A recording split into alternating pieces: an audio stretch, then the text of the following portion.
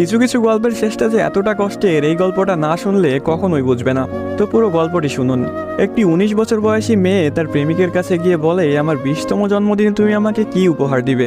ছেলেটি মুচকি হেসে বলল, এখনো তো অনেক সময় আছে, আর সময় হলে তুমি তোমার জন্মদিনের উপহার পেয়ে যাবে। বেশ কিছুদিন যাওয়ার পর একদিন হঠাৎ করে এই মেয়েটি অজ্ঞান হয়ে যায়।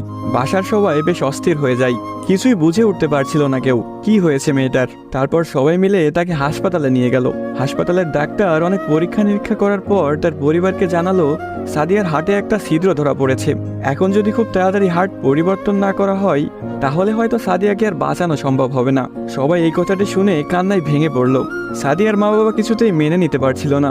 সাদিয়ার প্রেমিক সাকিব তার বিষয়ে ডাক্তারের কাছ থেকে সবকিছু শুনে বলল, এ কিছুতেই হতে দিবে না সে। তারপর সাকিব মেয়েটির রুমে গেল, দেখলো তার ভালোবাসার মানুষটি বিছানায় শুয়ে আছে। সাকিবের কাছে যেতে এই মেয়েটি বলল, সাকিব, আমি মনে হয় আর বাঁচবো না।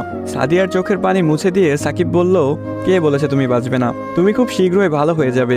মেয়েটি বলল, তুমি কি করে জানলে? ডাক্তার তো বলেছে আমার হার্টে একটা ছিদ্র ধরা পড়েছে, আর আমাকে বাঁচানো সম্ভব না। ধুর পাগলি, তোমার কিছুই হবে না, দেখো তুমি ভালো হয়ে যাবে।